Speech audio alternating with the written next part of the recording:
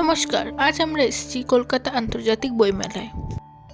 শীতের কলকাতা মানেই বইয়ের গন্ধ, মানুষের ভিড় আর গল্পে গল্পে ভরে ওঠা এক মহোৎসব। আমরা আজ আপনাদের নিয়ে এসেছি কলকাতা আন্তর্জাতিক বইমেলায়। বিশ্বের সর্ববৃহৎ ও বাণিজ্যিক বইমেলা হিসেবে পরিচিত এই মেলা অনুষ্ঠিত হচ্ছে সল্ট লেক সেন্ট্রাল পার্ক মেলা প্রাঙ্গণে। এখানে এক ছাদের নিচে মিলেছে দেশ বিদেশের অসংখ্য প্রকাশক, লেখক আর লক্ষ লক্ষ পাঠক। এই বইমেলা শুধু বই কেনা বেচার জায়গা নয়, এখানে আছে সাহিত্য আলোচনা, বই প্রকাশ, কবিতা পাঠ এবং সাংস্কৃতিক অনুষ্ঠান, যেখানে শব্দ আর ভাবনার মিলন ঘটে। Love this city only because of this book fair. I think this is the most valuable fair in Kolkata. আপনি পার্সেন্টেজ কত দেবেন? আমি আউট অফ 10 এটাকে 10 আউট অফ 10 and 100 100%.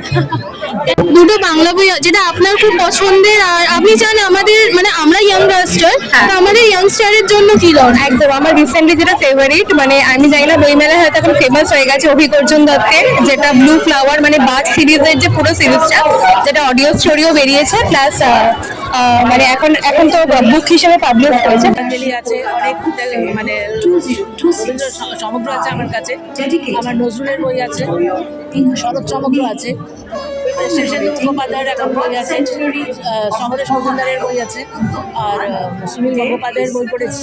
পুরোনো রাইটার যারা বলেন, আমার শরৎচন্দ্র খুব ফেভারিট, আর আমি ওনার ভীষণ ফ্যান, ওই বইটা আমি পড়ি। আজ আমরা কথা বলবো ভাষা সংসদের পাবলিশারদের সঙ্গে, যাদের বাংলা ভাষা সংরক্ষণে এক গুরুত্বপূর্ণ ভূমিকা আছে। আপনার নামটা আর আপনার পেশাটা একবার বলুন। আমার নাম মিতস্তা, আর আমি প্রকাশনা সংস্থার সঙ্গে যুক্ত। আমাদের ভাষা সংসদ 50 বছরের পুরনো প্রতিষ্ঠান, এবং অনুবাদ পত্রিকা আমাদের যে বিশেষত্ব অনুবাদ সাহিত্যের অনুবাদ পত্রিকা, সেটিও 50 বছরের পুরনো। আমার নাম বিবেক চট্টোপাধ্যায়, আমি ভাষা সংসদের সহ সম্পাদক। আপনার পছন্দের দুটো বই যেটা ভাষা সংসদ থেকে। আমার পছন্দের এরকম আলাদা করে পছন্দ নেই, এখানে আমাদের অনুবাদ সাহিত্য অনেক ভালো ভালো বই বেরিয়েছে। ধরুন দক্ষিণ ভারতের নির্বাচিত গল্প, মারাঠি গল্প সংকলন, দুটো ভালো বই। অবশ্যই প্রাইভেট ইউনিভার্সিটি বা প্রাইভেট কলেজ বা স্কুল ইভেন সব ইংলিশে সেটা ট্রান্সলেট করে দিচ্ছে, আর বাংলা ভাষাকে as a second language priority দিচ্ছে। দেখো, এইটা দিয়ে শুধুমাত্র সরকারকে দোষ দিলে হবে না, আমাদের নিজেদেরও রেসপন্সিবিলিটি আছে। আমরা এখন ভাবছি যে আমাদের ছেলেমেয়েরা ইংরেজি মিডিয়ামে বা প্রাইভেট ইনস্টিটিউশনে গেলে অনেক ভালো লেখাপড়া শিখবে, ফলে বাবা মারা চাইছেন বলেই বাংলা মিডিয়ামগুলো ক্রমশ বন্ধ হয়ে যেতে বাধ্য হচ্ছে। সেখানে স্টুডেন্ট না থাকলে টিচার কী করে আসবে? এবার ভাইস ভার্সা, সরকার একটা নিয়ম জারি করতে পারে, কিন্তু তার বেশি তো সে কিছু করতে পারবে না। আমাদের নিজেদের সচেতন হওয়া প্রয়োজন।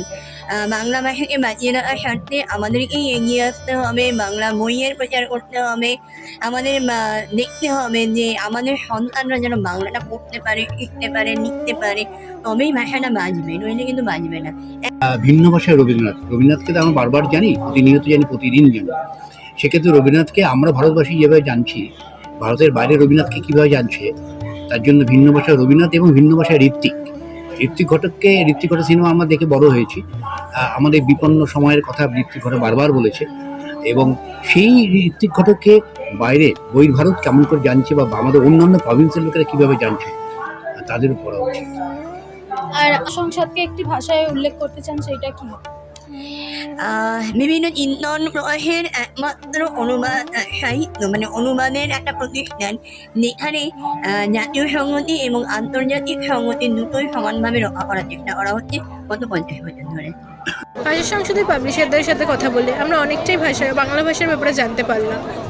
এখানেই বইমেলা থেকে বিদায়। আরও এরকম ভিডিও দেখতে চাইলে আমাদের চ্যানেলটিকে সাবস্ক্রাইব করুন, ভিডিওটাকে লাইক করুন। ধন্যবাদ।